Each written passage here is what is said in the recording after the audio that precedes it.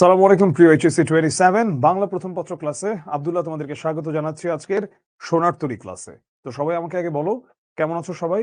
আমি সবাই সবাই একটু কাইন্ডলি চ্যাট বক্সে লিখো, কারণ অফলাইনে ক্লাস হলে সামনে থেকে একজন শিক্ষার্থীর সঙ্গে অনেক কথাবার্তা বলা যায়। অনলাইনে তোমার সাথে আমার ওই চ্যাট বক্সটাই হচ্ছে কথাবার্তা বলার একমাত্র ভরসার জায়গা। ওয়ালাইকুম আসসালাম ওয়া রাহমাতুল্লাহি ওয়া বারাকাতুহু। সবাই একসাথে সালাম দিচ্ছ। আলহামদুলিল্লাহ আমি বেশ ভালো আছি। আমি আশা করি তোমরা সবাই অনেক ভালো আছো। আজকে তোমাদের ক্লাসটার জন্য আমি অনেকটা হুড়োহুড়ি করে আসলাম। আমি একটা বিশেষ পারিবারিক কাজেই একটু রংপুরে গিয়েছিলাম। তো রংপুরে গিয়েছিলাম, আমি সেখানে ছিলাম মাত্র 24 ঘন্টা। বৃহস্পতিবার রাতের বাসে আমি রওনা দেই কল্যাণপুর থেকে। সো আমি ভোরবেলা নামি। ভোরবেলা নামার পর মানে শুক্রবার সকালবেলা, শুক্রবার জুম্মার দিন ছিল। শুক্রবার সারাদিন গেল। আজকে অর্থাৎ শনিবার সকাল 7টায় ছিল আমার বাস রংপুর থেকে। তো সেই বাস আমাকে নামাই দিল বনানীতে। বনানীতে নেমে আমি ওখান থেকে তারপর চলে আসলাম শিক্ষা অফিসে।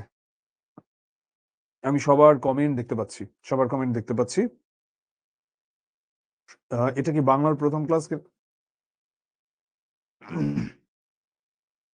রংপুরে আমার বাসা না।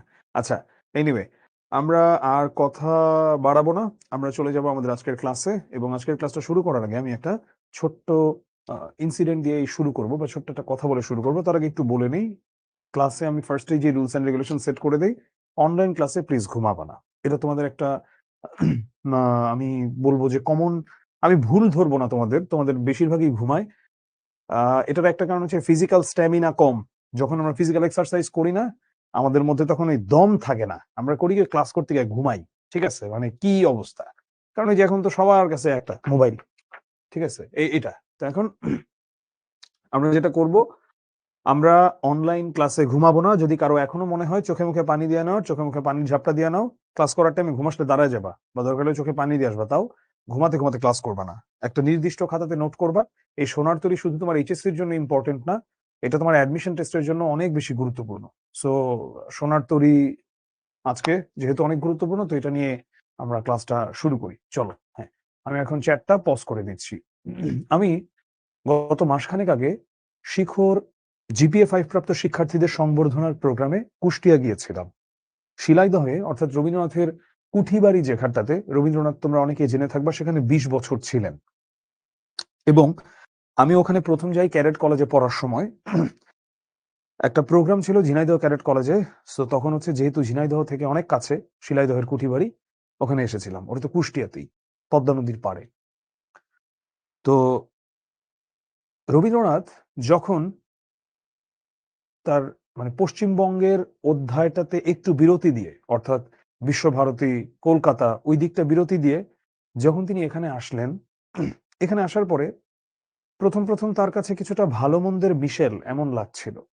তার স্ত্রী মৃণালিনী দেবী এখানে একটা বড় ভূমিকা পালন করেছেন। তিনি বেশ উৎসাহ দিয়েছেন অনেক ক্ষেত্রেই এখানটাতে থাকার, অর্থাৎ কুষ্টিয়াতে। কুষ্টিয়া এখন বেশ উন্নত, কিন্তু তখন কিন্তু একটা খুবই অনুন্নত জায়গা ছিল কম্পেয়ার টু ওনাদের কলকাতার এই জোড়াসাঁকোর ঠাকুর পরিবার, ঠাকুর বাড়ি। রবীন্দ্রনাথ এখানে আসার কারণ ছিল মূলত তাদের জমিদারি ছিল, সিরাজগঞ্জেও ছিল, কুষ্টিয়াতেও ছিল। এবং তিনি 20 বছর ছিলেন, 1-2 বছর না, 20 বছর ছিলেন তিনি কুষ্টিয়াতে। রবীন্দ্রনাথ যখন তুমুল বর্ষা, একদিন মানে তুমুল বর্ষা, মানে তুমুল বর্ষা, বৃষ্টিতে চারিদিক একদম অন্ধকারাচ্ছন্ন অবস্থা, উনার বাড়িটার সাথেই ছিল পদ্মা নদী। In a fine morning Rabindranath বসে আছেন। এমন বর্ষা যে পদ্মার পারে দূরের গ্রামগুলো পর্যন্ত স্পষ্ট দেখা যাচ্ছে না, শুধু বৃষ্টি আর বৃষ্টি, উথাল পাথাল পদ্মা। যে পদ্মা নদী দেখেছো তার ধারণা আছে যে পদ্মা নদী নিয়ে এত গান কেন, সর্বনাশা পদ্মা নদী রে তোর কাছে শুধাই, ও পদ্মার ঢেউ রে। কেন পদ্মা নদী নিয়ে এত কিছু, কেমন প্রমত্তা হতে পারে পদ্মা। এবং in that fine morning the magical line came to his mind, গগনে গরজে মেঘ ঘন বরষা, কুলে একা বসে আছি নাহি ভরসা, রাশি রাশি ভাড়া ভাড়া ধান কাটা হলো সারা, ভরা নদী ক্ষুরো ধারা খর পরশা, কাটিতে কাটিতে ধান এলো বরষা। এবং রবীন্দ্রনাথের শ্রেষ্ঠতম কবিতা সোনার তরীর সৃষ্টি হলো তখনই। বাংলাদেশের কুষ্টিয়াতে বসে এই কবিতাটা লেখা। এই কাব্যগ্রন্থের আরো বেশ কিছু কবিতা আছে যেগুলো রবীন্দ্রনাথ লিখেছিলেন সিমলায় তার বড় ভাইয়ের বাসায় বসে। আমি সম্ভব হলে ছবিটা তোমাদেরকে দেখাতে পারলে ভালো লাগতো, ছবিটা আমি খুঁজে পাইলাম না আসার আগে, হয়তো আছে আমার ড্রাইভে কোথাও। আমি যখন হিমাচল প্রদেশে যাই গত বছর দুয়েক আগে ভারতে, ওখানে আমি 9 দিন ছিলাম। তো তখন সিমলাতে আমি ওই বাড়িটার কাছেও গিয়েছিলাম। ওই বাড়িটা এখন একটা পরিত্যক্ত বাড়ি। তো সোনার তরী রবীন্দ্রনাথের এমন একটা কবিতা, যেই কবিতাটার মাঝে আমরা একজন ভিন্ন রবীন্দ্রনাথকে পাই। রবীন্দ্রনাথের অন্তঃপর্ব, রবীন্দ্রনাথের জীবনের একটা এই ফেজের লেখাগুলোতে তিনি আর প্রেম বিরহের প্রতি অতটা গুরুত্ব দেন নাই। তখন তার কাছে মনে হয়েছে যে আমি কে, আমি কোথা থেকে আসছি, আমি যাব কই, আমার যে সৃষ্টি এগুলো তো নিচ্ছে মহাকাল, বাট আমার কি হবে, আমি কই যাব, আমাকে কি নিবে। সোনার তরী কবিতাটা নিয়ে যেই পরিমাণ ক্রিটিক রয়েছে, বা এটা নিয়ে যেই পরিমাণ ইতিবাচক অর্থে বলছি, সমালোচনা মানেই হচ্ছে গীবত না, যেই পরিমাণ সমালোচনা বা যেই পরিমাণ এটা নিয়ে আলোচনা রয়েছে, এটা রবীন্দ্রনাথের আর কোনো কবিতা নিয়ে এতটা আলোচনা হয় নাই। এবং এই কবিতাটা একই সাথে দুটো দৃশ্যপটকে বোঝায়। সেই কুষ্টিয়ার শিলাইদহে বসে, রবীন্দ্রনাথের কুঠি বাড়িতে বসে তিনি যখন ওই তুমুল বৃষ্টির মাঝে পদ্মার গ্রামগুলোকেও দেখছেন একদম অন্ধকার, তখন যখন তিনি লিখলেন কবিতাটা, এর পাশাপাশি জীবনের অনেক গভীর এক মানে গভীর এক বোধ তিনি এই কবিতাটার মধ্য দিয়ে বুঝিয়ে দিয়ে গেলেন। রবীন্দ্রনাথের বয়স যখন 70-এর কোঠায়, তখন তিনি একটা লেখা লিখেছেন যে এত বছর তাকে ঈশ্বর বাঁচতে দিয়েছেন, এজন্য তিনি ঈশ্বরের কাছে বেশ কৃতজ্ঞ, অনেক কৃতজ্ঞ। এবং নিজেকে যদি পরিচিত করতে দেওয়া হয় অন্যের কাছে, অর্থাৎ নিজের পরিচয় যদি নিজেকে দিতে দেওয়া হয়, তাহলে তিনি এক বাক্যে বলবেন তিনি আসলে একজন কবি। তিনি অন্য কিছুই নন, তিনি একজন কবি। আমরা সেই সোনার তরীতে আজকে যাব। আমি সবাইকে বলবো ক্লাসটা শুরু থেকে শেষ পর্যন্ত কনসেন্ট্রেশন দিয়ে রাখতে। এইভাবে সোনার তরী কেউ পড়াবে না, এটা আমি গ্যারান্টি দিয়ে বলতে পারি। এবং আজকের এই সোনার তরী পড়ার পরে সৃজনশীলে তুমি 10-এ 10 পাবা ইনশাআল্লাহ। সোনার তরী নিয়ে যদি কোনো কিছু এসে থাকে, তোমার অ্যাডমিশনে সোনার তরী নিয়ে রিটেন পার্ট থেকে আসুক আর এমসিকিউ আসুক, আমি তোমাকে একটা গ্যারান্টি দিব, গ্যারান্টি, তুমি মিস করবে না কোনো কিছু। চলো আমরা শুরু করি সোনার তরী। আমি আব্দুল আল মেহেদী, শিখতে বাংলা পড়াই। এতটুকু পরিচয় তোমাদের জন্য এনাফ, তোমাদের সাথে আমার এনাফ। তোমরা আমার শিক্ষার্থী। আমি মনে করি আমার প্রিয় শিক্ষার্থীরা, আমি আজকে অনেক বছর ধরে পড়াচ্ছি, প্রায় 12 বছর হয়ে যাবে। তো আমার পরিবারের সদস্যদের পরে আমার সবচেয়ে কাছের মানুষ হচ্ছে আমার শিক্ষার্থীরা। সে আমার কত পুরনো পুরনো স্টুডেন্ট, এখনো কতজনের সাথে কত যোগাযোগ আছে, দেখা হলে এখনো মনে হয় যে সেই ওই 10 বছর আগে পড়ছে।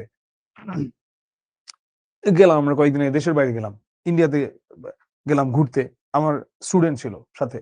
তো মানে অনেক এরকম, কি বলবো, যেটা মানে আমার অনেকগুলো কলিগও ছিল, আমার ফ্যামিলি মেম্বার্সরাও ছিল। তো একটা অন্যরকম সম্পর্ক। তো শিক্ষার্থীদের কাছে আসলে খুব বেশি পরিচয়ের দরকার পড়ে না, ক্লাসই যথেষ্ট। সোনার তরী, প্রথমে আমরা রবীন্দ্রনাথ ঠাকুরকে নিয়ে একটু জানবো, কারণ আমাদের নৈর্ব্যক্তিকের জন্য অত্যন্ত গুরুত্বপূর্ণ, আমাদের এইচএসসির জন্যও এবং আমাদের ভর্তি পরীক্ষার জন্য। রবীন্দ্রনাথ জন্মেছিলেন 1861 খ্রিস্টাব্দের 7ই মে, যেটা ছিল বাংলায় 1268 বঙ্গাব্দের 25শে বৈশাখ। রবীন্দ্রনাথের জন্ম মৃত্যু সন একদম 3 স্টার, এগুলো আমাদেরকে ঠোঁটস্থ রাখতে হবে, কারণ এগুলো থেকে প্রশ্ন আসে। তিনি জন্মেছিলেন কলকাতার জোড়াসাঁকোর ঠাকুর পরিবারে। আমাদেরকে এখন একটু পেছনে ফিরে যেতে হবে, যখন আমরা কলকাতার জোড়াসাঁকোর ঠাকুর পরিবার নিয়ে কথা বলছি। জোড়াসাঁকোতে আমি গিয়েছি, আমি রবীন্দ্রনাথ যে যে জায়গাগুলোতে গিয়েছি থেকেছিলেন তার সব জায়গাতে আমি গিয়েছি, একাধিকবার করে গিয়েছি। কলকাতাতে আমি অনেকবার গিয়েছি আমার জীবনে। রবীন্দ্রনাথের দাদা প্রিন্স দ্বারকানাথ ঠাকুর, হ্যাঁ বলে দিও সম্পর্কে। রবীন্দ্রনাথ ঠাকুরের দাদা প্রিন্স দ্বারকানাথ ঠাকুর, তিনি ছিলেন ভারতবর্ষের প্রথম ব্যাংক ইউনিয়ন ব্যাংকের মালিক। কিন্তু তার ছেলে দেবেন্দ্রনাথ ঠাকুর, অর্থাৎ রবীন্দ্রনাথের বাবা, সে আসলে হয় না বড় লোকের ছেলে অনেক সময় বকে যাওয়া বলবো না, কিন্তু ওইভাবে আসলে বৈষয়িক না। তো তখন প্রিন্স দ্বারকানাথ ঠাকুর অর্থাৎ রবীন্দ্রনাথের দাদা রবীন্দ্রনাথের বাবাকে তার যৌবনেই একটা বেশ ভালো পোস্টে বসালেন ইউনিয়ন ব্যাংকে। এরপরে ওভাবে আসলে অতটা বৈষয়িকতা ছিল না।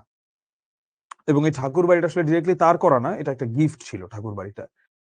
তো রবীন্দ্রনাথের এই রবীন্দ্রনাথ হবার পেছনে অনেক বড় ভূমিকা হচ্ছে ঠাকুর পরিবার আর ঠাকুর বাড়ি। এমন পরিবেশ ওই আমলে, এইরকম একটা বাড়ি, এইরকম এনভায়রনমেন্ট, তার ভাই, ভাইয়ের বউ, সবাই মানে তাদের হিসাব অন্যরকম। ধরো তুমি ওর যদি বংশের সিলসিলা দেখো, পরবর্তীতে রবীন্দ্রনাথের সবচেয়ে কাছের ছিলেন বলা যায়, তার সমগ্র পরিবারের মধ্যে কে ছিলেন, ইন্দিরা দেবী চৌধুরানী, তার ভাইয়ের মেয়ে। ইন্দিরা দেবী চৌধুরানী হচ্ছে প্রমথ চৌধুরীর ওয়াইফ। সো ইন্দিরা দেবী চৌধুরানী ছিলেন ভারতবর্ষের প্রথম আইসিএস অফিসার, অর্থাৎ যেটা সিভিল সার্ভিস অফিসার, যেটা হচ্ছে বাংলাদেশের বিসিএস, সরি মানে প্রথম মহিলা আইসিএস অফিসার। তো চারটিখানি কথা। এখন যদি ধরো, এখন এই আমলে 2025 সালে, যেখানে এখন কত আধুনিক সবকিছু, মানুষের ধ্যান ধারণা পাল্টাই গেছে, এখনো যদি একটা মেয়ে যখন একটা অ্যাডমিন ক্যাডারে যায় বা ফরেন ক্যাডারে যায়, কাস্টমস ক্যাডারে যায়, ও মাই গড, এটা একটা বিশাল বড় অ্যাচিভমেন্ট। কিন্তু আমরা যাই বলি দিন শেষে, ঠিক আছে, একটা মেয়ের কিছু সীমাবদ্ধতা, অনেক বেশি সীমাবদ্ধতা থাকে একটা ছেলের চেয়ে, তার আরো দুই স্টেপ বেশি দিতে হয় বেশিরভাগ পরিবারেই। তো ওই আমলে তারা এমনটা করেছে। তো রবীন্দ্রনাথ ঠাকুর জন্মগ্রহণ করেন 1861 খ্রিস্টাব্দের 7 মে কলকাতার জোড়াসাঁকোর ঠাকুর পরিবারে। সেখানে রবীন্দ্রনাথের জন্ম। তার মৃত্যুটাও ওই বাড়িতেই হয়, এবং যেই ঘরে তিনি জন্মেছিলেন ওগুলোকে আতুর ঘর বলা হতো, সেটা এখনো আছে। তার বাবা ছিলেন মহর্ষি দেবেন্দ্রনাথ ঠাকুর, আমি মাত্র বললাম, এবং তার দাদা বা পিতামহ ছিলেন প্রিন্স দ্বারকানাথ ঠাকুর। পড়াশোনার জন্য রবীন্দ্রনাথকে নানা রকম স্কুলে দেওয়া হয়, কিন্তু তিনি আসলে একাডেমিক পাঠটা চুকাননি, বা একাডেমিক পাঠের দিকে তিনি যান নাই। ব্যারিস্টারি পড়ানোর জন্য তাকে বিলেতেও, মানে ইংল্যান্ডেও লন্ডনেও পাঠানো হয়, কিন্তু তিনি সেটাও শেষ করতে পারেন নাই। ভাই, এই যুগেও একজন মানুষ যখন হায়ার স্টাডিজের জন্য দেশের বাইরে যায়, এটাকে একটা অনেক বড় অর্জন হিসেবে ধরা হয়। আর কোন আমলে তিনি ব্যারিস্টারি পড়তে তাকে ইংল্যান্ডে পাঠানো হয়েছে, এবং তারা কতটা ধনী ছিল এটাও আমরা বুঝতে পারি। কারণ ব্যারিস্টারি পড়ার জন্য ভাই কোনো স্কলারশিপ নাই, ওটা পুরো নিজের পকেটের টাকা দিয়ে পড়তে হয়। তো রবীন্দ্রনাথ ঠাকুরকে যখন ব্যারিস্টারি পড়ানোর জন্য বিলেতে পাঠানো হয়, তিনি সেটা অসম্পূর্ণ রেখেই চলে আসেন। তবে এ দেখে আসলে আপ্লুত হবার কোনো কারণ নাই যে তিনি তো পড়েন নাই, সমস্যা কি, আমিও পড়ুম না, আমি রবীন্দ্রনাথ হয়ে যাব। এত সহজ না বিষয়টা। ওই ঠাকুর বাড়িতে যেই স্কেডিউলের মধ্য দিয়ে তিনি যেতেন, সকালে ঘুম থেকে ওঠার পরে একদম কুস্তি দিয়ে তার দিনটা শুরু হতো, আর তার সারা দিনের নানাবিধ, এরপর একের পর একটা টিচার আসতে থাকতো। ধর্ম টিচার, তার হচ্ছে বিজ্ঞানের শিক্ষক, তার জ্যোতির্বিদ্যার শিক্ষক, এই শিক্ষক সেই শিক্ষক, সাহিত্যের শিক্ষক, নানা রকম শিক্ষক আসতে থাকতো। এবং রবীন্দ্রনাথ ছিল বাবা মার 14তম সন্তান, বা চতুর্দশ এখানে লেখা আছে, 14তম সন্তান। তো ওভাবে আসলে সে খুব একটা মানে বাবা মায়ের স্নেহ পাবার সৌভাগ্য হয় নাই। মোস্টলি তাদের বাড়ির যে পাইক পেয়াদা বা যারা হচ্ছে কাজ করেন, কাজের লোকজন, তারাই হচ্ছে আসলে তাকে লালন পালন করেছেন। তো রবীন্দ্রনাথ ঠাকুর ফিজিক্যালি অনেক ফিট ছিলেন।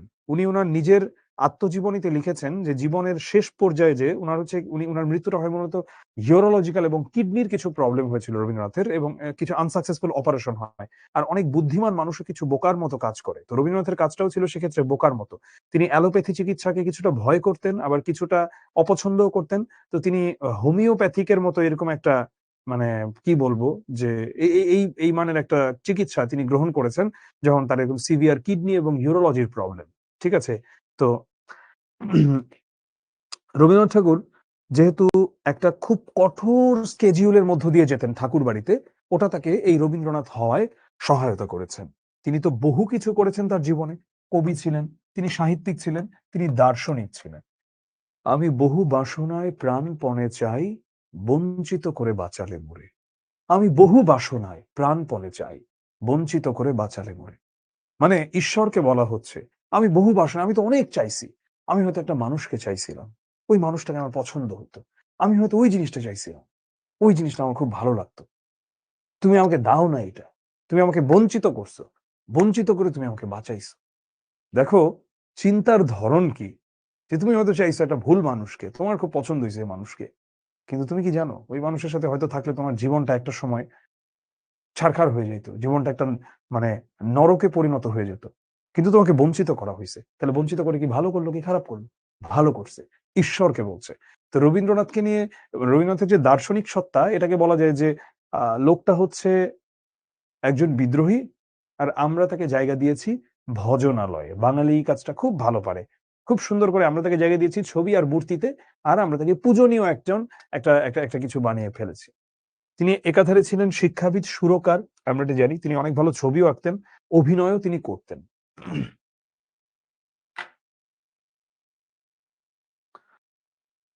সাহিত্যের বিচিত্র ক্ষেত্রে তার পদচারণা ছিল। কবিতা বলো, ছোট গল্প বলো, প্রবন্ধ, উপন্যাস, নাটক, অনেক কিছু, অনেক কিছু, সঙ্গীত, চিত্রকলা। তার এবং তিনি, তাকে হচ্ছে ছোট গল্পের জনক বলা হয়। এটা আমরা 3 স্টার দিয়ে রাখলাম, এটা অবজেক্টিভের জন্য অত্যন্ত গুরুত্বপূর্ণ। রবীন্দ্রনাথ ছোট গল্পের জনক।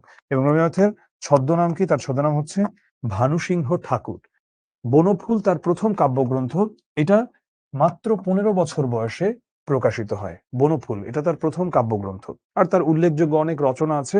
রবীন্দ্রনাথের প্রত্যেকটা রচনার নাম আমাদেরকে মুখস্থ রাখতে হবে, তাহলে আমরা এটাকে আসলে মানে কি বলবো যে তাহলে আমরা অবজেক্টিভে আমরা মিস করব না। ব্রিটিশ সরকার রবীন্দ্রনাথ ঠাকুরকে নাইট উপাধি দেয়, কিন্তু জালিয়ানওয়ালাবাগ হত্যাকাণ্ডের প্রতিবাদে এই উপাধি তিনি বর্জন করেন। 1919 সালে এই হত্যাকাণ্ডটা হয়। ব্রিটিশরা খুব নির্মম ভাবে বহু বাঙালিকে হত্যা করেন। তো পরবর্তীতে তিনি এই মানে তিনি নাইট উপাধি বর্জন করেন। রবীন্দ্রনাথ 1913 সালে গীতাঞ্জলি এবং অন্যান্য কাব্যের কবিতার সমন্বয়ে তিনি অনুবাদ করেছিলেন সং অফারিং, যেটা নিজেই তিনি অনুবাদ করেন। এটার জন্য এশীয়দের মধ্যে তিনি প্রথম নোবেল পুরস্কার লাভ করেন, সেটা ছিল সাহিত্যে। 1941 সালের 7ই আগস্ট কলকাতার জোড়াসাঁকোর ঠাকুর বাড়িতে রবীন্দ্রনাথ মৃত্যুবরণ করেন। রবীন্দ্রনাথের মৃত্যুর স্মৃতিটা খুব অদ্ভুত রকম একটা স্মৃতি। সেবার যখন রবীন্দ্রনাথ জীবন সায়াহ্নে পৌঁছে গেছেন, এবং ওই সময়ে ওনার লেখা খুব বিখ্যাত কিছু কবিতা আছে, উনি শেষ পর্যন্ত লিখে গেছেন। তো ভারতবর্ষের সব বিখ্যাত ডাক্তাররা এসেছে ঠাকুর বাড়িতেই একটা আর্টিফিশিয়াল অপারেশন থিয়েটারের মতো করে সেই জায়গাটাতে অপারেশনটা করা হবে। যথারীতি অপারেশন আনসাকসেসফুল হল। রবীন্দ্রনাথ ঠাকুর মৃত্যুবরণ করলেন। আকাশবাণীতে, যেটা ছিল তখনকার প্রচার মাধ্যম রেডিও, সেখানে প্রচার করা হলো যে কবিগুরু আর নেই। এমন ভাবে মানুষের ঢল নামলো কলকাতা শহরে, পুরো শহর যেন একদম আটকে গেল।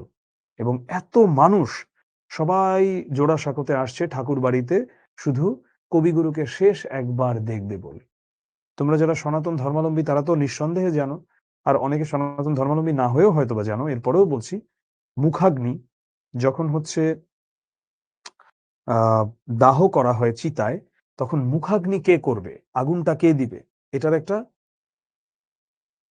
রুল আছে, কিন্তু এটা সবাই দিতে পারে না।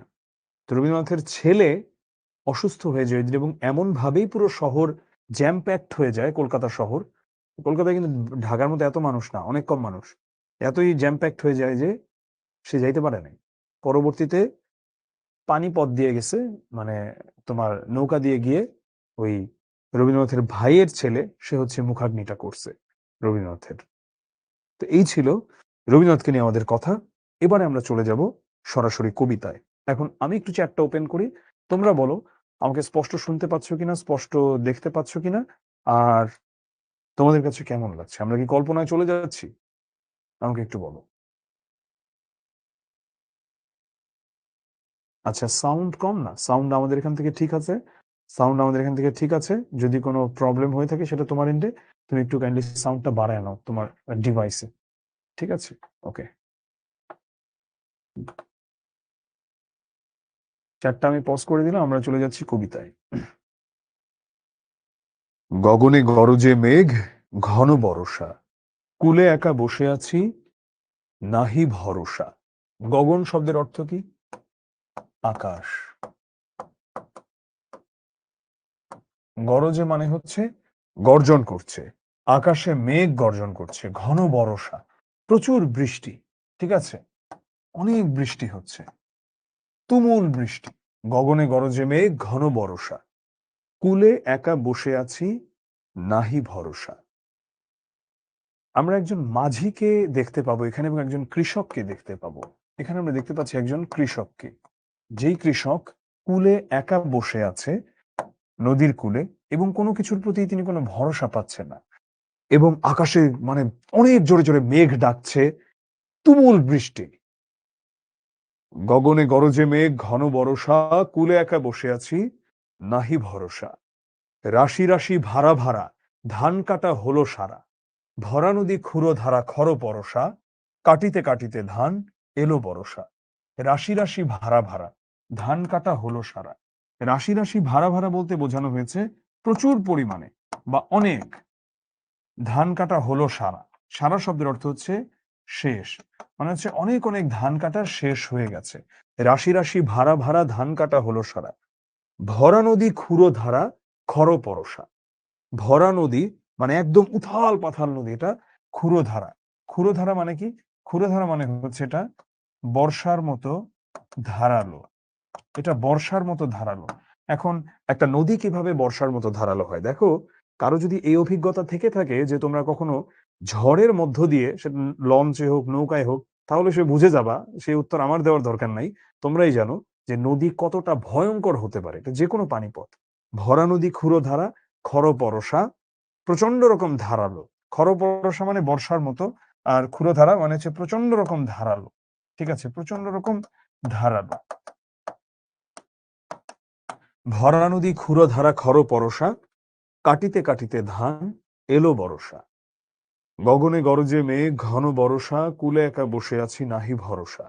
রাশি রাশি ভাড়া ভাড়া ধান কাটা হলো সারা, ভরা নদী ক্ষুরধারা খরপরশা, কাটিতে কাটিতে ধান এলো বরষা। একখানি ছোট ক্ষেত আমি একেলা, চারিদিকে বাঁকা জল করিছে খেলা। এখানে বাঁকা জল বলতে কি বোঝানো হয়েছে? বাঁকা জল বলতে বোঝানো হয়েছে খুবই অস্থির অবস্থায়, মানে একদম প্রমত্তা এই মুহূর্তে পদ্মা। যদি এখানে পদ্মার কথা উল্লেখ করা নাই, মানে এখানে নদীর কথা আমরা বলতে পারি যে একটা ছোট ক্ষেতের মধ্যে একা বসে আছে কৃষক এবং চারিদিকে উত্তাল অবস্থা, একদম উত্তাল অবস্থা। পরপারে দেখি আঁকা তরু ছায়া মসি মাখা, গ্রামখানি মেঘে ঢাকা প্রভাত বেলা, এপারেতে ছোট ক্ষেত আমি একেলা।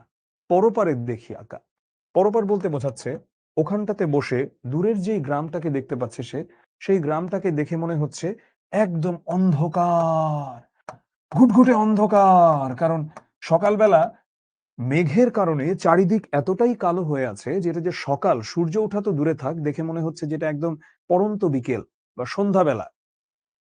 তো সেই গ্রামগুলো দেখে তার মনে হচ্ছে তরু ছায়া মসি মাখা। তরু ছায়া মানে গাছের ছায়ায়, মসি মাখা মানে হচ্ছে, মসি শব্দের অর্থ যদিও কলম, কিন্তু এটা দিয়ে অন্ধকারও বোঝায় বা কালোও বোঝায়। তরু ছায়া মসি মাখা মানে হচ্ছে একদম গাছের ছায়ায়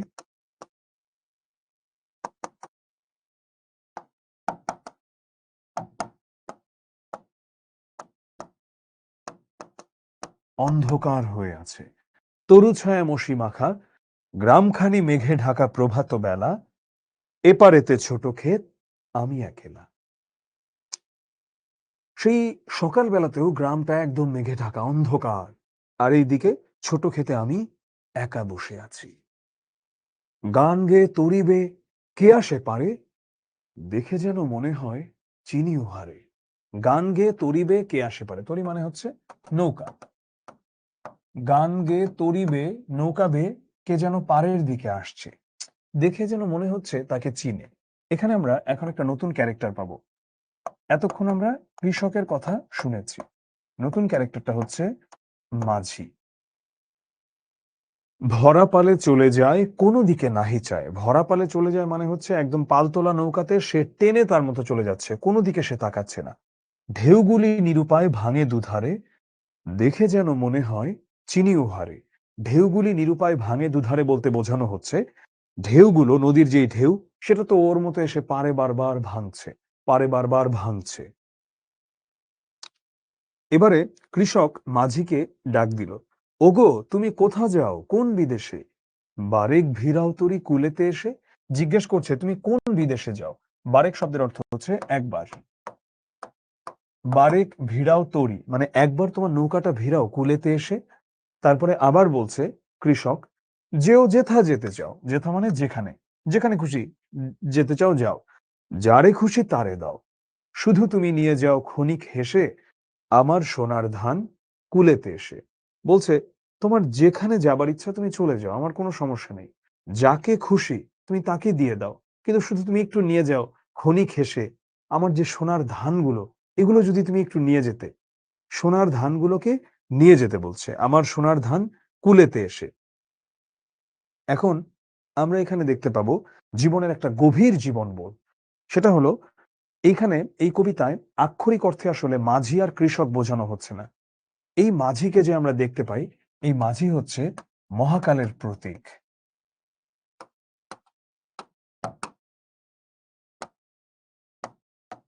মহাকালের প্রতীক বলতে কি বোঝানো হচ্ছে? সময় অবিরাম বয়ে চলা একটা বিষয়। সময় আসলে কি? এটা যুগে যুগে দার্শনিকরা কখনোই এটাকে সংজ্ঞায়িতও করতে পারেন নাই ঠিকঠাক। তুমি হয়তোবা বলতে পারবে যে হ্যাঁ, সেকেন্ড মানে এটা 60 সেকেন্ডে 1 মিনিট হয়, সেটা তুমি ইউনিট বলছো। বাট সময়টা আসলে কি? এটা বয়ে চলছে তো চলছে, কোনো থামাথামিও নাই এটার। এই মাঝি হচ্ছে সেই মহাকাল, যা অনাদিকাল ধরে, অনন্তকাল ধরে শুধু চলছে আর চলছে। মহাকাল মানুষের কাছ থেকে তার সৃষ্টিকে গ্রহণ করে, কিন্তু মানুষকে গ্রহণ করে না। রবীন্দ্রনাথ মৃত্যুবরণ করেছে ভাই সেই 1941 সালে। আজ 2025 সালের অক্টোবর মাস। আমরা এখানে বসে উনার কবিতা নিয়ে কথা বলছি। রবীন্দ্রনাথ কোথায়? এ কবে চলে গেছে ভাই পৃথিবী থেকে। আমরা এখন উনাকে নিয়ে কথা বলছি। এর মানে কি? এর মানে হচ্ছে রবীন্দ্রনাথের সৃষ্টিকে মহাকাল গ্রহণ করেছে, কিন্তু রবীন্দ্রনাথকে কিন্তু মহাকাল গ্রহণ করে নাই। সে কালের অতল গহ্বরে হারিয়ে গেছে। আমরা এটাই দেখতে পাবো এখানে। এই মাঝি হচ্ছে মহাকালের প্রতীক, আর কৃষক হচ্ছে কবি নিজেই। রবীন্দ্রনাথ নিজেই এখানে সেই কৃষক। তো তিনি বলছেন, আমার সোনার ধান কুলেতে এসে, কুলে একটু ভিড়িয়ে তার সোনার ধানগুলো নিয়ে যেতে, এবং এই সোনার ধান যাকে খুশি তাকে দে, কোনো সমস্যা নাই তার, কিন্তু শুধু একটু নিয়ে যাও। এই সোনার ধান কি? এই সোনার ধান হচ্ছে কবির সকল সৃষ্টিকর্ম। সেটা গীতাঞ্জলি বলো, সেটা আমাদের জাতীয় সঙ্গীত আমার সোনার বাংলা বলো, আর যাই বলো না কেন, কবির সকল সৃষ্টিকর্ম হচ্ছে এই সোনার ধান। এই সোনার ধানগুলোকে তুমি নিয়ে যাও, নিয়ে যে তুমি যাকে খুশি তাকে দাও, আমার কোনো আপত্তি নাই তাতে, কিন্তু তুমি একটু আসো এখানে, একটু ভিড়াও তোমার নৌকাটা। তারপরে আবার বলছেন কবি, যত চাও তত লও তরণী পরে। তরণী মানে হচ্ছে নৌকা। যত চাও ততটুকু নাও, তরণী পরে মানে হচ্ছে একদম নৌকা ভর্তি করে তুমি যত চাও তত নিয়ে যাও। আর আছে আর নাই দিয়েছি ভরে। আর আছে জিজ্ঞেস করছে, তখন বলছে আর নাই দিয়েছি ভরে। মানে যখন মাঝি বলল আর আছে, তখন তিনি হচ্ছেন বলছেন কৃষক, আর নাই দিয়েছি ভরে। মানে উনার যত সৃষ্টিকর্ম ছিল সবকিছু তিনি দিয়ে দিয়েছেন নৌকায় তুলে, অর্থাৎ মহাকালের কাছে দিয়ে দিয়েছেন। এবারে তিনি নিজের কথা বলছেন, এতকাল নদী কূলে যাহা লয়ে ছিনু ভুলে, সকলেই দিলাম তুলে থরে বিথরে। এখন আমারে লহ করুণা করে। এতকাল নদী কূলে মানে এই নদীর তীরে এতদিন ধরে, যাহা লয়ে ছিনু ভুলে, যা নিয়ে ভুলেছিলাম।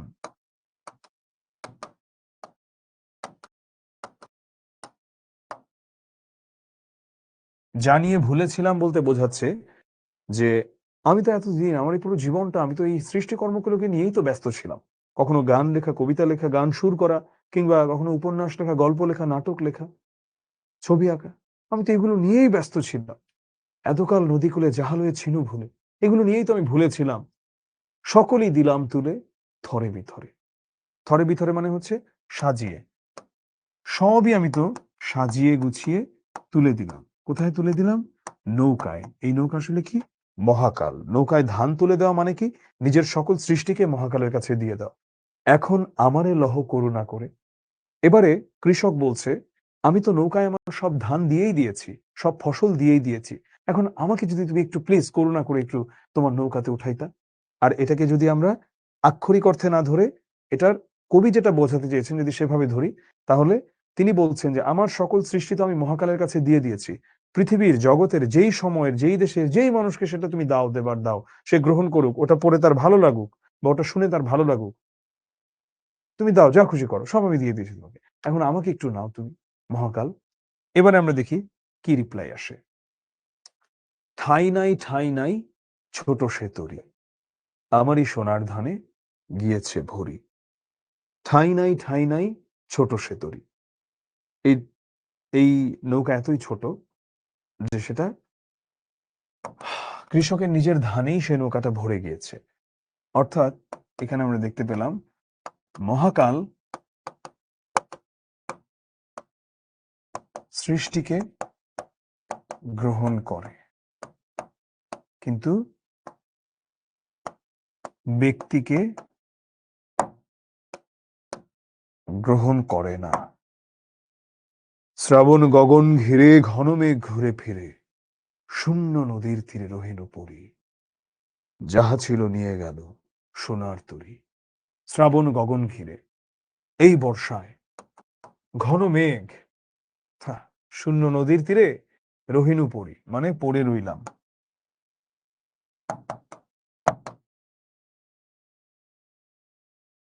যাহা ছিল নিয়ে গেল সোনার তরী। তেমন সবকিছু সবকিছু পড়ে রয়েছে, সবকিছু পড়ে রয়েছে, আমি পড়ে রয়েছি, কিন্তু আমার আমার সবকিছু আমি দিয়ে দিয়েছি, নিয়ে গেছে মহাকাল, কিন্তু আমি কিন্তু ঠিকই পড়ে আছি। সেই একই, সেই তীরে বসে যাহা ছিল নিয়ে গেল সোনার তরী। অর্থাৎ মহাকাল মানুষকে গ্রহণ করে না, কিন্তু তার সৃষ্টিকে গ্রহণ করে। আমরা সবচেয়ে গুরুত্বপূর্ণ অংশে যাব এখন, কিভাবে সৃজনশীল প্রশ্ন অ্যান্সার করবা। আমি তার আগে একটু তোমাদের কাছে জানতে চাই, তোমাদের কাছে কেমন লেগেছে এবং তোমাদের কাছে কোনো প্রশ্ন আছে কিনা। আর এটাও তোমরা বইলো যে তোমরা কি নামাজের জন্য বিরতি চাও নাকি। যদি নামাজের জন্য বিরতি চাও তাহলে আমরা আসরের নামাজের জন্য 15 মিনিট বিরতি দিব।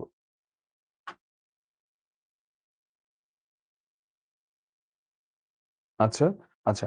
ভিড়াও মানে হচ্ছে ধরো এইদিকে আসো, এটা। ওকে, ঠিক আছে। আমরা তাহলে নামাজের বিরতি দিচ্ছি।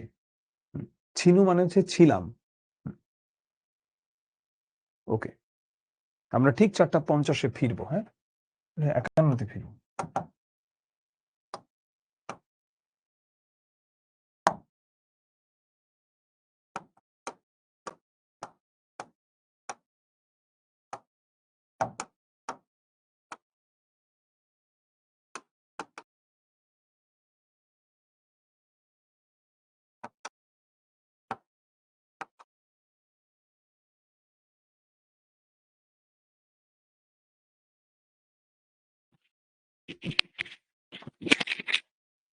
মহাকাল একজন বলেছে, মহাকাল বলতে মূলত বোঝানো হয়েছে যে ক্ষুরধার মানে হচ্ছে অনেক ধারালো। মহাকাল বলতে মূলত বোঝানো হয়েছে যে এই যে সময় চলছে, সময়ের তো কোনো থেমে থাকা নাই, তাই না? এই সময়কেই বোঝানো হয়েছে মহাকাল হিসেবে। যে সময় চলছে তার আপন গতিতে। তো সময় মানুষকে গ্রহণ করে না, কিন্তু তার সৃষ্টিকে গ্রহণ করে। এটাই বোঝানো হয়েছে। হুম, আমি আসছি সময় মতো আবার। তোমরা লাগলে একটু চোখে মুখে পানি দিয়ে নাও যারা নামাজ পড়ে ফেলেছো। শ্রাবণ গগন মানে হচ্ছে শ্রাবণের আকাশ, যে সময় অনেক বৃষ্টি হয়, ওটাই বোঝানো হয়েছে। ঢেউগুলি নিরুপায়, তার কারণ ঢেউগুলি হচ্ছে ওদের নিজেদের গতিতে, তো তাদের আসলে আছড়ে পড়তেই হবে তীরে। আর তো কিছু কথা, আর তো কিছু নাই বলার মতো। এটাই। তরি হচ্ছে মহাকাল। থরে বিথরে মানে হচ্ছে সাজিয়ে গুছিয়ে। কালোত্তীর্ণ মানে হচ্ছে যেটা সময়ের মাঝে থেমে নাই। যেমন ধরো উনি কবে লিখেছেন সেগুলো, কিন্তু এখনো কিন্তু এগুলো আমরা পড়ছি। কিন্তু এমন অনেক কবির কবিতা আছে যেগুলো তোমার কাছে মনে হবে যে ধুৎ, এগুলো এক্সপায়ার ডেট গেছে গা, এসব কবিতা। হুম। তোমরা সবাই কিন্তু মাস্ট থাকবা, কেউ চলে যেও না। কারণ আমরা আহ যেটা করব আজকে সেটা হচ্ছে সৃজনশীলগুলো আমি একটু দেখাবো। সবচেয়ে ইম্পর্টেন্ট ওটা। ঠিক আছে? ওকে, আসছি আমি। ঠিক 4:51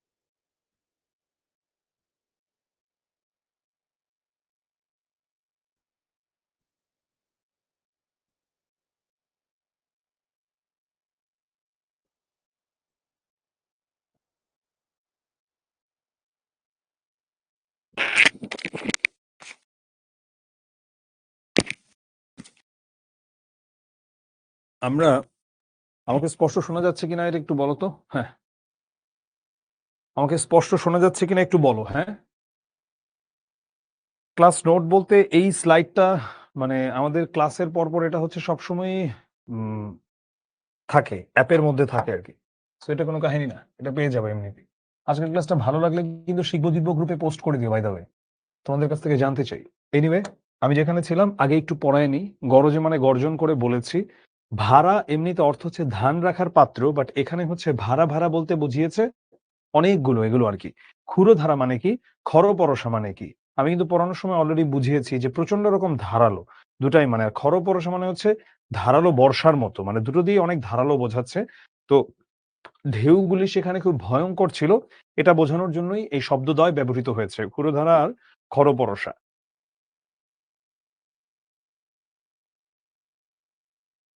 এগুলো বোঝানো হয়েছে, হ্যাঁ।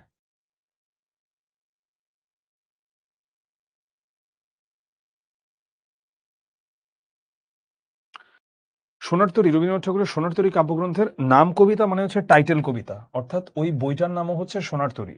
শতাধিক বছর ধরে এই কবিতা বিপুল আলোচনা ও নানামুখী ব্যাখ্যায় নতুন নতুন তাৎপর্য পেয়েছে।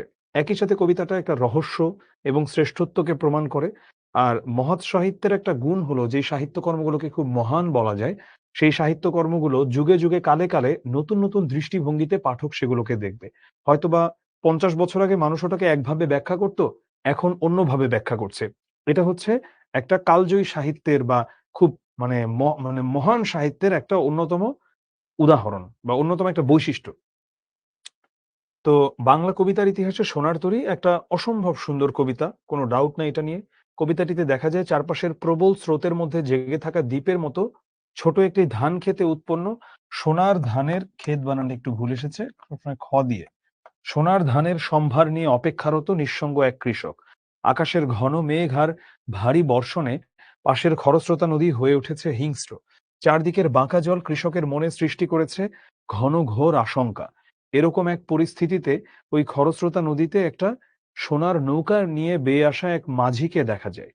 তো কৃষক নৌকাকে কূলে ভিড়িয়ে তার সব সোনার ধান নিয়ে যাওয়ার জন্য মাঝিকে রিকোয়েস্ট করে এবং মাঝিও সেটা মেনে নেয়।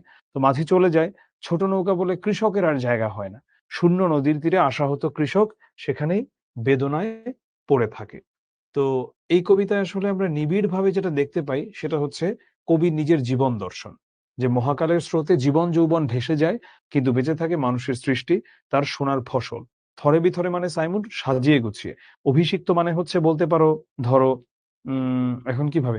তো তাদের সবার ভালোবাসায় আমি অভিষিক্ত। মানে আমি একদম ছেয়ে গেছি, এমন আরকি। এরকম।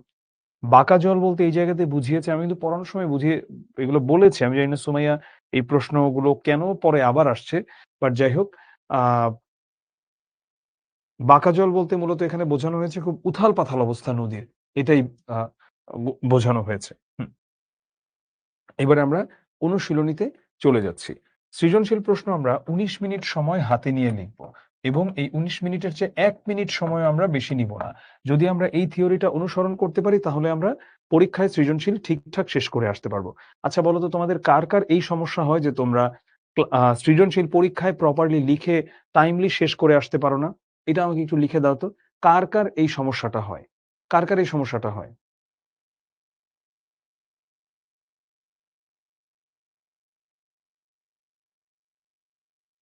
আচ্ছা, আচ্ছা। অনেকেরই হয়, অনেকেরই হয়। ঠিক আছে। আমি চ্যাটটা আবার বন্ধ করে দিচ্ছি। ঠিক আছে? চ্যাটটা আবার আমি বন্ধ করে দিচ্ছি। একটা যে ক্লাসে আমি একটা জিনিস পড়িয়েছি, তুমি বুঝো নাই জিজ্ঞেস করলা। আরেকটা হচ্ছে এটা ক্লাসে পড়ানো হয়েছে কিন্তু ইদার তুমি মনোযোগী ছিল না বা ক্লাসে ছিল না, তাই তুমি জিজ্ঞেস করছো। সেটার উত্তর আমি সাধারণত অফলাইন, অনলাইন কোনো ক্লাসেই দেই না। কেন দেই না? এর কারণ ধরো এখানে আছে বর্তমানে ক্লাসে ১,০০০ এর মতো মানুষ। তোমার ওটা ব্যাখ্যা করতে গিয়ে ২ মিনিট সময় গেল। ওটা কিন্তু জাস্ট তোমার গাফিলতির জন্য। ওটা কিন্তু ব্যাখ্যা করা হয়েছিল। তো তাতে কি ২ মিনিট সময় নষ্ট হলো? না। ১,০০০ জন মানুষের জীবন থেকে ২ মিনিট করে মোট ২,০০০ মিনিট সময় নষ্ট হলো। তোমার কোনোই রাইট নাই ২,০০০ মিনিট সময় নষ্ট করা। তুমি যেহেতু নিজের গাফিলতির কারণে আসো নাই ক্লাসে টাইমলি বা পড়াটা প্রপারলি দেখো নাই, ক্লাসের রেকর্ডিং থাকবে, তুমি রেকর্ডিং দেখে নিবা। That's it. সহজ হিসাব। মাদার তেরেসা অকৃত্রিম মাতৃস্নেহের আধার ছিলেন। আমরা ফার্স্ট এ কি করব? আমরা ফার্স্ট এ আমাদের উদ্দীপকটা পড়ব। পড়ে আমরা তারপরে ক, খ উত্তরে চলে যাব। আলবেনিয়ান বংশোদ্ভূত এ নারী, আলবেনিয়ান বংশোদ্ভূত এ নারী মানে আলবেনিয়া দেশটার নাম ছিল, তার কাজের জন্য সারা পৃথিবীতে স্মরণীয় হয়ে আছেন। 1950 সালে তিনি কলকাতায় মিশনারিজ অফ চ্যারিটি নামে একটি সেবা প্রতিষ্ঠান প্রতিষ্ঠা করেন। পরবর্তীকালে এই চ্যারিটি হোম সমগ্র পৃথিবীর দরিদ্র, অসুস্থ, অনাথ ও মৃত্যু পথযাত্রী মানুষের জন্য আশ্রয়স্থল হয়ে ওঠে। এই কাজের জন্য 1979 সালে তাকে নোবেল শান্তি পুরস্কার প্রদান করা হয়। সেই পুরস্কারের সমস্ত অর্থ তিনি সেবার কাজে ব্যয় করেন। 1997 সালে তিনি মৃত্যুবরণ করেন, কিন্তু পৃথিবীর মানুষ আজও তার নাম শ্রদ্ধা ভরে স্মরণ করে। আচ্ছা, এবারে আমরা আসি। আমরা ক আর খ এগুলো আমরা অ্যান্সার করব নিজেদের মেমোরি থেকে, এগুলোর সাথে উদ্দীপকের কোনো সম্পর্ক নাই। আমরা ক অ্যান্সার করব কতটুকু? আমরা ক অ্যান্সার করব 1 লাইন। একটা বিষয় আমরা মনে রাখবো, একটা প্রশ্নে যত নম্বর তত প্যারায় আমরা সেটা লিখব। তো বাংলা কত তারিখে রবীন্দ্রনাথ ঠাকুর জন্মগ্রহণ করেন? 25শে বৈশাখ। গেল। এটা কত সালে ছিল? এটা ছিল 1268 বঙ্গাব্দের 25শে বৈশাখ। তিনি সেদিন জন্মগ্রহণ করেছিলেন। ঠিক আছে? এবারে আমরা আসি, বাঁকা জল বলতে কি বোঝানো হয়েছে? অনেকের কথা ছিল এটা। যেহেতু এটা খ নম্বর, আমরা এটাকে লিখব 2 প্যারায়। যত নম্বর তত প্যারা। আর আমরা এটা কতটুকু লিখবো যদি দৈর্ঘ্যের কথা বলি? এটা আমরা আধা পৃষ্ঠায় লিখবো। তোমরা অনেকেই অনেক বড় বড় করে লিখতে যাও, এবং লিখতে যেয়ে যেটা করো, প্রথম একটা দুইটা সৃজনশীল এতই সুন্দর লিখো, পরবর্তী মানে গ আর অনেকে তো ঘ হচ্ছে একদম না অ্যান্সার করে চলে আসে, বা ঘ এর প্রথম 2-3 লাইন অ্যান্সার করে চলে আসে, বা দেখা যায় সৃজনশীল উত্তর করার সময় কোনো টাইম ম্যানেজমেন্ট থাকে না। টাইম ম্যানেজমেন্ট না থাকার কারণে তোমরা প্রথম একটা দুইটা সৃজনশীল অনেক সুন্দর লিখো, পরের গুলো দেখা যায় লাস্টেরটার তুমি গ ঘ ছেড়ে আসছো, তাহলে লাভ কি হলো? তুমি যতই সুন্দর লিখো, 20-এ তোমাকে কত দিবে? 20-এ 20ই দিতে পারবে সর্বোচ্চ। 20-এ তাও 20-এ 20 পাওয়া কঠিন আছে। 20-এ তো তোমাকে 25 দিতে পারবে না। তুমি এখানে পারফেকশনের চেয়ে গুরুত্ব দিবা তোমার শেষ করার প্রতি। তুমি যদি শেষ না করো, তোমার এই পারফেক্ট লিখে লাভ কি? এটা কি ক্যালিগ্রাফি কম্পিটিশন বা হাতের হাতের লেখা প্রতিযোগিতা না তো এটা। এখানে তুমি একটা নির্দিষ্ট সময় রাখবা প্রত্যেকটা সৃজনশীলের উপরে, এবং নিজের খুব মানে শক্ত থাকতে হবে এই সময়ের উপরে। 19 মিনিট সময় নিয়েছি মানে 19 মিনিটেই শেষ করব। 19 মিনিট সময় নিয়েছি মানে এই না, আচ্ছা সমস্যা নেই, এটা 25 মিনিটে শেষ করি, পরেরটা থেকে আমি 6 মিনিট মাইনাস করে নিব নে। পরেরটা থেকে তুমি কিভাবে 6 মিনিট মাইনাস করবা? পরেরটাও তো এরকম একই রকম লেখাই লিখতে হবে। প্রত্যেকটাই 19 মিনিটে লিখতে হবে, এবং ওগুলো বাসায় লিখে লিখে প্র্যাকটিস করে করে যেতে হবে। যদি প্র্যাকটিস করে না যাও, তোমার অবস্থা হবে বাংলাদেশ ক্রিকেট টিমের মতো, যে কোনো প্র্যাকটিস নাই, ডিরেক্ট ম্যাচ খেলতে যাওয়া, ডাব্বা মারা। এটা সম্ভব না। ঠিক আছে? তুমি বাসায় আগে থেকে প্র্যাকটিস করে যাবা। ১৯ মিনিট মানে ১৯ মিনিটই। তুমি এর চেয়ে বেশি লিখবা না। এবং এই যে বললাম আধা পৃষ্ঠা, আমি যতটুকু লেংথ বলে দিচ্ছি, তুমি যদি এতটুকু মেইনটেইন করে লিখো এবং ভেতরে লেখা ঠিকঠাক লিখো, আমি চ্যালেঞ্জ দিয়ে বলতে পারি, তুমি অন্তত 10 এ 9 পাবা। চ্যালেঞ্জ দিয়ে বলতে পারি এটা আমি বোর্ড এক্সামে। তোমার কলেজে কিভাবে কি দিবে সেটা আমি জানি না। কলেজের একেক টিচার নানা রকম টিচারের বিষয়াদি থাকতে পারে। কিন্তু বোর্ডে তুমি এটা পাবা। আমি তোমাকে এটা গ্যারান্টি দিয়ে বলতে পারি। আর বোর্ড এক্সামের ক্ষেত্রে আমরা কিন্তু দেখি যে যখন আমরা লিখছি, সৃজনশীলের ক্ষেত্রে মূলত তোমার সৃজনশীলের ফরমেট মেইনটেইন করা অত্যন্ত গুরুত্বপূর্ণ। তুমি ভেতরের লেখা যদি মোটামুটি মানেরও লিখো কিন্তু ফরমেট ঠিক রাখো, তুমি অনেক ভালো মার্কস পাবা। কিন্তু তুমি যদি ভেতরে অনেক ভালো লিখো কিন্তু তুমি ফরমেট ইচ্ছামত লিখছো, ফরমেট মেইনটেইন করো নাই, তুমি ভালো নম্বর পাবা না। তাহলে ভালো নম্বর পাবার পূর্ব শর্ত হচ্ছে ফরমেট মেইনটেইন করা। আমি আশা করি তোমরা বুঝতে পেরেছো। বাঁকা জল বলতে ভরা বর্ষায় নদীর জলের ভয়ঙ্কর রূপ ধারণের বিষয়টিকে বোঝানো হয়েছে।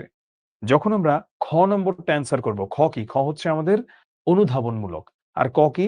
জ্ঞানমূলক। তো খ যেহেতু 2 নাম্বার, তার মানে 2 প্যারা। এখন এখানে প্রথম লাইনে আমরা কি করব, বা প্রথম প্যারাটা সব সময় আমরা ক, খ, গ, ঘ সবগুলাতে প্রথম প্যারাটা হচ্ছে 1 লাইনে উত্তর দিয়ে দেওয়া। আবার বলছি, 1 লাইনে উত্তর দিয়ে দেওয়া। বাঁকা জল বলতে কি বোঝানো হয়েছে? বাঁকা জল বলতে ভরা বর্ষায় নদীর জলের ভয়ঙ্কর রূপ ধারণের বিষয়টিকে বোঝানো হয়েছে।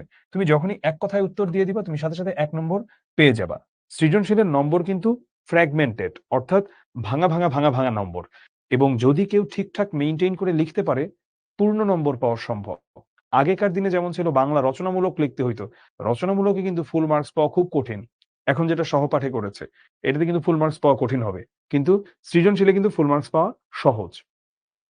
এবারে আমরা এই যে এক কথায় যা উত্তর দিলাম যে বাঁকা জল বলতে যেটা বোঝানো হয়েছে, সেটাকে আমরা এখন একটু ব্যাখ্যা করে লিখব। তোমাদেরকে এটাও বলে রাখা ভালো, এই ব্যাখ্যাটাতে কিন্তু উদ্দীপক থেকে কোনো কথাবার্তা আসবে না। উদ্দীপক নিয়ে প্রথম কথা আসবে আমাদের 3 নম্বর প্রশ্নে, অর্থাৎ প্রয়োগমূলকে, গ তে। এবং আরো বলে রাখি গয়ের ৩ নম্বর প্যারায়, অর্থাৎ গয়ের ৩ নম্বর প্যারার আগে উদ্দীপক নিয়ে কোনো আলাপ আলোচনা আসবে না। আর খতে তো উদ্দীপকের সাথে ক্ষয়ের কোনো সম্পর্কই নেই। খ আর ক হচ্ছে মুখস্থ বা মেমোরি থেকে লিখতে হবে।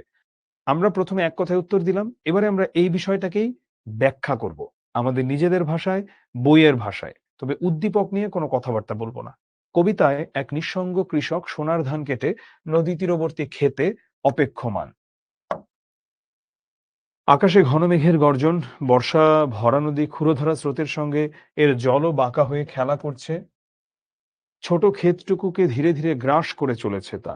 এভাবে বাঁকা জল এই শব্দের ভিতর দিয়ে কবিতাটিতে একটা বৈরী প্রকৃতির। এখন তুমি বলতে পারো যে ভাইয়া আমার তো এত কঠিন বাংলা লেখার অভ্যাস নাই যে শব্দ বন্ধের ভিতর দিয়ে বৈরী প্রকৃতির রুদ্র রূপের প্রতি ইঙ্গিত। কোনো সমস্যা নেই, তুমি জাস্ট এভাবে বলে দাও যে এভাবে বাঁকা জল শব্দ দুটির মধ্য দিয়ে কবিতাটিতে একটা দুর্যোগপূর্ণ প্রকৃতির কথা ইঙ্গিত করা হয়েছে। এছাড়া বাঁকা জল কবিতাটিতে অনন্ত কালস্রোতের প্রতীক। আরো ১ নম্বর পেয়ে গেলা।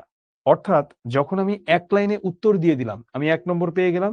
এরপর আমি এটাকে নিজের ভাষায় ব্যাখ্যা করে লিখলাম, ১ নম্বর পেয়ে গেলাম। ব্যাস, আমি ২ পেয়ে যাচ্ছি। আর কতটুকু লিখবো? আধা পৃষ্ঠা। আধা পৃষ্ঠা ইজ মোর দেন ইনাফ। কোনো দরকার নাই এর চেয়ে বড় করার, কোনো দরকার নাই। এবারে আমরা আসি, সোনার তরী কবিতার কোন বিষয়টি মাদার তেরেসার জীবনের সঙ্গে সঙ্গতিপূর্ণ, ব্যাখ্যা করো।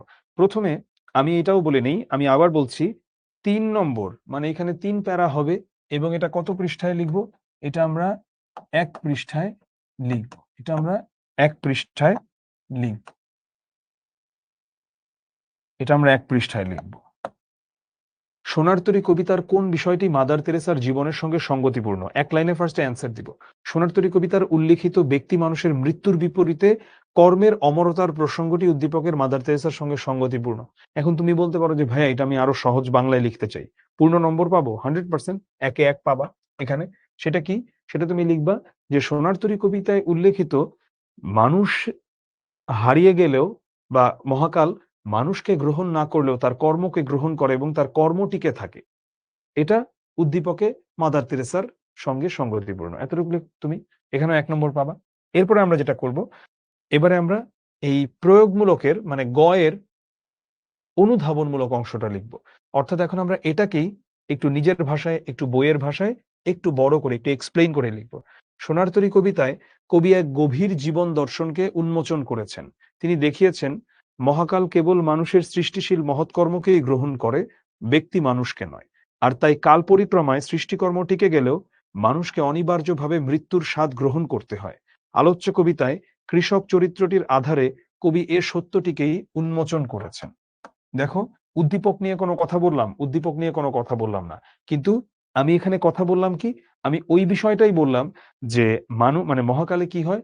যে মহাকাল হচ্ছে মানুষের সৃষ্টিকর্মকে গ্রহণ করে, কিন্তু মানুষ মহাকালের অতল গহ্বরে হারিয়ে যায়। এটাকেই আমি আমার ভাষায়, বইয়ের ভাষায় বুঝিয়ে বললাম। এবারে আসছে আমার 3rd প্যারা, প্রয়োগমূলকের। যেখানে আমি প্রথম কথা বলবো কি নিয়ে? কথা বলবো এবারে আমি আমার উদ্দীপক নিয়ে। এবারে আমি উদ্দীপকের সঙ্গে আমার যেই মূল কবিতা এটার একটা তুলনা স্থাপন করব। কারণ উদ্দীপকের মাদার তেরেসাও হচ্ছে অনেক ভালো ভালো কাজ করেছেন। তারপরে তিনি আজকে পৃথিবীতে নেই, তাও তিনি প্রাসঙ্গিক এবং তাকে নিয়ে কথাবার্তা হয়। অর্থাৎ মহাকাল তার সৃষ্টিকে বা তার কর্মকে নিয়েছেন, কিন্তু তাকে তো গ্রহণ করেন নাই। একইভাবে রবীন্দ্রনাথ ঠাকুরের ক্ষেত্রেও এটা সত্য। তো আমরা এখন এই দুইটাকে আমরা তুলনা করব। মাদার তেরেসা অকৃত্রিম মানবসেবী ছিলেন, এটা সেটা। তিনি কি কি করেছেন, এটা সেটা, হ্যাঁ গেলাম। তার কথা বলে এখান থেকে শুরু। এরপরে আলোচ্য সোনার তরী কবিতায় আমরা এই গ নম্বরের 3rd প্যারাতে প্রথমে আমরা উদ্দীপক নিয়ে কথা বলবো, তারপরে আমরা মূল কবিতা, গল্প, প্রবন্ধ মানে যেখান থেকে এসেছে আর কি প্রশ্ন, ওই হিসাবে ওইটার কথা আমরা বলবো। মানুষের কর্মের অমরতার কথা বলা হয়েছে এইভাবে বলে তারপরে আমরা বললাম যে এটাই হচ্ছে মাদার তেরেসার সঙ্গে সাদৃশ্যপূর্ণ বা মিল রয়েছে। এবারে আমরা ঘতে যাচ্ছি। ঘ হচ্ছে ৪ নম্বর। যেহেতু ৪ নম্বর তার মানে হচ্ছে ৪ প্যারা। ৪ নম্বর মানে হচ্ছে ৪ প্যারা। তো ৪ প্যারা যেহেতু এখানে আছে, এই ৪ প্যারার নম্বরটা আমার কিভাবে বিভক্ত হবে এটাও আমার বুঝতে হবে। আগে দেখতে হবে এটা কতটুকু আমি লিখব। এটা লিখবো আমি ১.৫ পৃষ্ঠা। আর এখানে আমার এটাও লক্ষ্য রাখতে হবে যে আমি প্রথমে এক লাইনে আমার উত্তরটা দিয়ে দিব। মাদার তেরেসার জীবন পরিণতি সোনার তরী কবিতার মূল উপজীব্য, মন্তব্যটি সঠিক কিনা বিশ্লেষণ করো। মাদার তেরেসার জীবন পরিণতি তথা মৃত্যু এবং তার সুকৃতিময় কর্মের টিকে থাকার দিকটি সোনার তরী কবিতার ভাবসত্যকে প্রমাণ করে। যখনই আমি এটা বললাম, সাথে সাথে আমি ১ নম্বর পেয়ে গেলাম, বুঝে গেলাম। হুম। এবারে আমি যাচ্ছি কি সোনার তরী কবিতায় এবারে আমি এই জিনিসটাকে আবার একটু এক্সপ্লেইন করে লিখব। উদ্দীপক নিয়ে কোনো কথাবার্তা আসবে না। উদ্দীপক নিয়ে কথাবার্তা আসবে আমার 3rd প্যারাতে যেয়ে। সোনার তরী কবিতায় কবি মানুষের জীবনের অনিবার্য পরিণতির দিকটির প্রতি গুরুত্ব দিয়েছেন। পাশাপাশি কবিতাটিতে তিনি মহৎ কাজের গুরুত্বের দিকটিও তুলে ধরেছেন। তো কবি মনে করেন মানুষ তার বয়সের মধ্যে বাঁচে না, বাঁচে অনন্য কর্মে। মানুষ শত শত বছর বেঁচে থাকলেও কেউ তাকে মনে রাখে না। পক্ষান্তরে ভালো কাজের মধ্যে সে মানুষের হৃদয়ে স্থায়ী আসন লাভ করতে পারে। লিখলা ১ নম্বর পেয়ে গেলা। শেষ। উদ্দীপকের মাদার তেরেসা বেঁচে আছেন কর্মের মধ্য দিয়ে। এখন ওইটার সাথে আর সোনার তরীতে কি বলছে? এই ২ টাকে এক করলা আবার। পেয়ে গেলা। আর এই ৪ নম্বর যে প্যারাটা, এই প্যারাটা হচ্ছে সবচেয়ে গুরুত্বপূর্ণ, উচ্চতর দক্ষতা প্যারা। এখানে আমাদের যেটা করতে হয়, আমাদেরকে এখানে একটা সিদ্ধান্তে উপনীত হতে হয়। তোমাকে যদি আমি বলি যে তোমার একটা ধরো তুমি বলছো যে তোমার একটা মোবাইল ফোনের প্রয়োজন কেনা। এখন তুমি সেই মোবাইল ফোন কেনা প্রয়োজন কেন? এইটা এই মতটা প্রতিষ্ঠার আগে তুমি তো কিছু গ্রাউন্ড সৃষ্টি করো। গ্রাউন্ড সৃষ্টি করার বিষয়টা কেমন? যেমন ধরো তুমি বলো তুমি শিক্ষতে টাকা দিয়ে ভর্তি হয়েছ এবং তোমার স্কুলের পরীক্ষায়ও তোমার রেজাল্ট ভালো আসছে না। কারণ তোমার বাবা-মা দুজনেই হচ্ছে মোবাইল নিয়ে আ স ইয়ে বাইরে থাকে, ঘরের বাইরে থাকে দুজনেই কাজ করে। তো দেখা যায় তুমি চাইলেও ক্লাসগুলো ঠিকমতো করতে পারছো না। এতে যেমন তুমি শিক্ষতে টাকাটা দিয়ে ভর্তি হয়েছ সেই টাকাটাও উসুল হচ্ছে না। এর পাশাপাশি তুমি পরীক্ষাতেও ক্রমাগত খারাপ রেজাল্ট করছো আর তোমার পড়াশোনার অবস্থাও আ দিন, দিন অবনতির দিকে যাচ্ছে। দেখো, এটা যখন তুমি বললা, তার মানে কি? তুমি যে মোবাইলটা তাই তোমার মোবাইলটা প্রয়োজন। এখন এই যে দেখো, তো তাই তোমার মোবাইলটা প্রয়োজন। ভাই, এটা বলার আগে তুমি তো গ্রাউন্ড-ট্রাউন্ড সৃষ্টি করে অনেক কিছু বলে নিলা। ঠিক আছে? এটাই হচ্ছে বাস্তবতা। অর্থাৎ যখন আমরা উচ্চতর দক্ষতা লিখব, উচ্চতর দক্ষতা লিখতে যেয়ে এর আগে আমাদেরকে এই গ্রাউন্ডটা সৃষ্টি করে নিতে হয়। চলো আমরা দেখি। সোনার তরী একটা রূপকধর্মী কবিতায় কবি ধান কেটে অপেক্ষমাণ এক কৃষকের বাস্তবতার অন্তরালে কবিতার ভাবসত্যকে তুলে ধরেছেন। কবি মনে করেন মৃত্যু মানুষের অনিবার্য পরিণতি। একে কেউ থামাতে পারে না। তবে ব্যক্তি মানুষের মৃত্যু হলেও মৃত্যু ব্যক্তির কর্মকে স্পর্শ করতে পারে না। এজন্যই যেকোনো মানুষ কীর্তিমান হয়ে ওঠে কিংবা বরণীয় হয়ে ওঠে তার কর্মের কারণে। উদ্দীপকের মাদার তেরেসা এটির একটা উৎকৃষ্ট উদাহরণ। দৈহিক মৃত্যু হলেও তিনি তার সেবামূলক কাজের মধ্য দিয়ে মানুষের মনে স্থান পেয়েছেন। তার জীবন ও কর্ম আজও মানুষ অনুসরণ করে।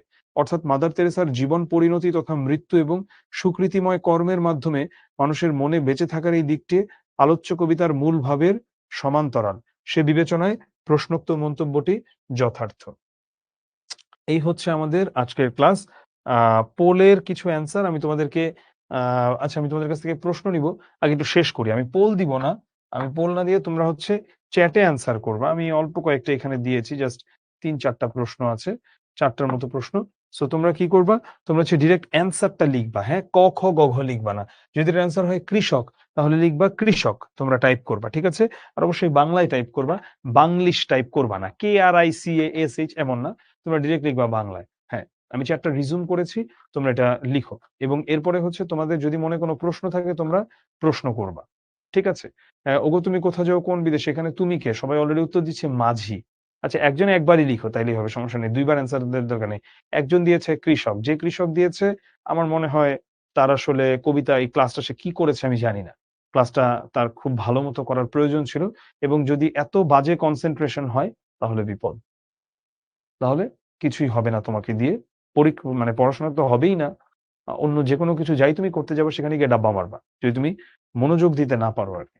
ঠিক আছে। এটা হচ্ছে হবে মাঝি। দেখো তুমি দেখতে পাচ্ছ ধরো দেশের বাইরে যারা যায় বাংলাদেশ থেকে, আমি মোটের উপরে বলতে পারি যারা স্কলারশিপ নিয়ে যায় তাদের ভালো করার প্রবণতা অনেক বেশি থাকে। ধরলাম বুয়েটের স্টুডেন্টরা অনেক বেশি ভালো করে। এখন এটা কি শুধুই সে বুয়েটে পড়েছে বলে? বিষয়টাকে এভাবে দেখো।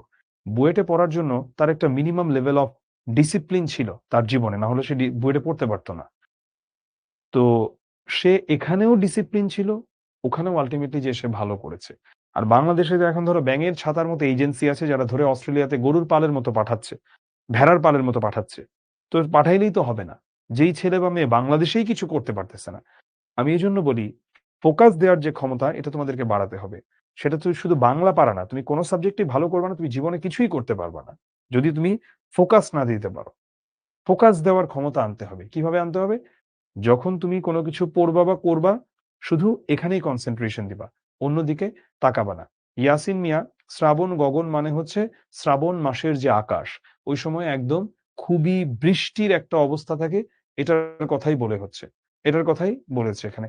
কবি কেন বলেছে দেখে যেন মনে হয় চিনি ভরে, এটার আসলে খুব একটা সদুত্তর হামিম নাই। এটার কোনো উত্তর আমার কাছেও নাই। কবির কাছে কেন মনে হয়েছে দেখে যেন মনে হয় চিনি ভরে? কবির কাছে মনে হয়েছে যে কবি তাকে চিনে, এরকম। থরে বিথরে মানে কি? সাজিয়ে গুছিয়ে। বিভীষণের প্রতি মেঘনাদ পড়াবো। আচ্ছা। আ একজন জিজ্ঞেস করেছে থরে বিথরে মানে সাজিয়ে গুছিয়ে, অলরেডি এটা বলেছি। হুম, আচ্ছা, ঠিক আছে। না, এখন আমরা ছন্দ নিয়ে কোনো কিছু বলব না। মাত্রাবৃত্ত কি, অক্ষরবৃত্ত কি, এগুলো নিয়ে আমরা কোনো কথা এখন বলব না। পয়ার কি, নানা ছন্দ আছে। এটা ছন্দের ক্লাস না। আর ছন্দ নিয়ে পড়ানোর এখানে কোনো মানেও নাই। হ্যাঁ, কবি ছোট ক্ষেত বলতে কি বোঝাতে চেয়েছেন লিখো। বাংলা কোনো বই কেনার দরকার নাই ১ম পত্র। শিখর প্র্যাকটিস বুক ফলো করো, তাইলে মোর দেন ইনাফ। তুমি কত দরকার তোমার নাম্বার? তুমি বোর্ডে খুব ভালো নাম্বার পাবে ইনশাআল্লাহ, চিন্তা নেই। ক্ষণিক হেসে মানে কি? ক্ষণিক মানে অল্প সময়ের জন্য। হেসে মানে তো বুঝলাম হাসাহাসি করে। হ্যাঁ। আচ্ছা, ছোট ক্ষেত বলতে তিনি বুঝিয়েছেন মানুষের জীবন পরিধি। বেশিরভাগই এটা ঠিক উত্তর দিয়েছ। হ্যাঁ। পরেরটা হচ্ছে উদ্দীপকটা আমি একটু পড়ি।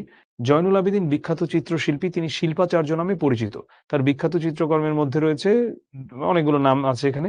পৃথিবীর মানুষ এই শিল্পীর পেন্সিলের আঁচড়ে প্রতিফলিত দুর্ভিক্ষ তাড়িত মানুষ ও সেই সময়কে আজও অনুভব করে। বর্তমান ঢাকা বিশ্ববিদ্যালয়ের চারুকলা অনুষদ প্রতিষ্ঠায় তিনি ছিলেন পুরোধা ব্যক্তিত্ব। এবং বেশি চালাক হইতে যাব না পরীক্ষাতে। এই পুরোধা মানে কি? পুরোধা মানে কি? কিছু পোলাপানকে আমি দেখি আমার এত বছরের পড়ানোর অভিজ্ঞতায় যে তারা মোটামুটি পড়ে কিন্তু পরীক্ষায় ভালোই করে। আবার অনেকে আছে অনেক পারে কিন্তু পরীক্ষায় জীবনেও ভালো করতে পারে না। কেন পরীক্ষায় ভালো করতে পারে না? এটার কারণ আছে একটা। এটার কারণটা হচ্ছে যে ২ টা আসলে ডিফারেন্ট স্কিল সেট। পরীক্ষায় ভালো করা আর ভালো পারা। সে হচ্ছে পরীক্ষায় ভালো করতে পারে না কারণ সে পরীক্ষায় দেখা যায় যে এরকম বেশি পণ্ডিতি করতে চায়। তুমি পরীক্ষা শেষ করে যত খুশি প্রশ্ন করো। কিন্তু পরীক্ষার মাঝখানে প্রশ্ন করলে বিপদ। জয়নুল আবেদীনের সঙ্গে সোনার তরী কবিতার কিসের সাদৃশ্য রয়েছে?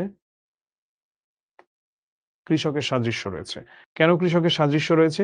কারণ কৃষকও হচ্ছে তার ধানগুলো তুলে দিয়েছে বা তার সৃষ্টিকর্মগুলো তুলে দিয়েছে। কৃষক বলতে এখানে কাকে বোঝানো হয়েছে? কবি নিজেকেই বুঝিয়েছেন রবীন্দ্রনাথ ঠাকুরকে। হুম, শেষ প্রশ্ন আজকের। এটার পরিপ্রেক্ষিতে আমরা কি বলতে পারি? এই যে ওই একই উদ্দীপক। জীবন অতি সংক্ষিপ্ত, সৃষ্টি অবিনশ্বর, সম্পদ ক্ষণস্থায়ী, সময় অনন্ত প্রবাহী।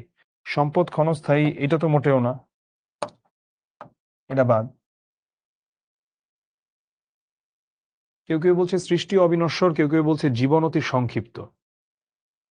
জীবন অতি সংক্ষিপ্তের সাথে তো এটার কোনো সম্পর্ক আমি দেখতে পাচ্ছি না। জীবনের কথা এখানে কোথায় বলা হইছে? সময় অনন্ত প্রবাহী ঠিক আছে। এটাও এখানে কারেক্ট অ্যান্সার না। এখানে কারেক্ট অ্যান্সার হবে সৃষ্টি অবিনশ্বর।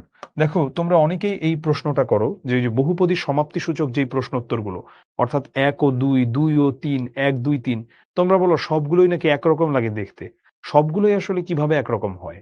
আমাদের নিজেদের আগে বুঝতে হবে যে আমরা কি ঠিকঠাক বুঝছি নাকি কোনটা দিয়ে কি বোঝাচ্ছে। এখানে আমরা দেখতে পাচ্ছি জয়নুল আবেদীনের বিভিন্ন শিল্পকর্মের কথা বলা হয়েছে। যিনি মারা গিয়েছেন অনেক বছর আগে কিন্তু এখনো তার সেই শিল্পকর্মগুলোর কথা কিন্তু মানুষ বলে এবং এখনো তাকে শিল্পাচার্য নামেই ডাকা হয়ে থাকে।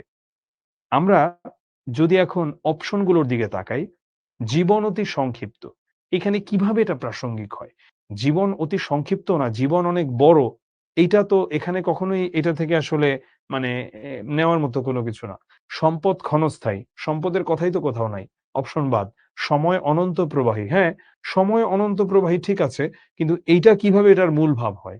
তার চেয়ে মূল ভাবটা হয় কি? সৃষ্টি অবিনশ্বর। কারণ নশ্বর মানে কি? যা ধ্বংস হয়। অবিনশ্বর মানে কি? যা ধ্বংস হয় না। তিনি ধ্বংস হয়ে গেছেন। যদিও এটা বলা ভুল ধ্বংস হয়ে গেছে মানে তিনি মৃত্যুবরণ করেছেন, হারিয়ে গেছেন। সময়ের অতল গহ্বরে। কিন্তু তার সৃষ্টি এটা কি নশ্বর? না এটা নশ্বর না। এটা অবিনশ্বর। আমি আশা করি তোমরা বুঝতে পেরেছ। এই ছিল আমাদের আজকের ক্লাস। যদি আজকের ক্লাসটা ভালো লেগে থাকে শিখবো জিতবো গ্রুপে ক্লাসটা নিয়ে পোস্ট করো। আর যদি তোমাদের আজকের ক্লাস নিয়ে কোনো প্রশ্ন থাকে এখন করো। আর যদি কোনো প্রশ্ন নাও থেকে থাকে পরবর্তীতে তোমরা সময় পাবা ওই তোমাদের হচ্ছে যেই কি বলবো যে মানে যখন পড়বা তখন যদি কোনো প্রশ্ন জাগে তোমাদের যে গ্রুপ আছে গ্রুপে চাইলে প্রশ্ন করতে পারো। হ্যাঁ, শ্রাবণ মাসের প্রেক্ষিতে লেখা কারণ তখন বৃষ্টি পড়ে।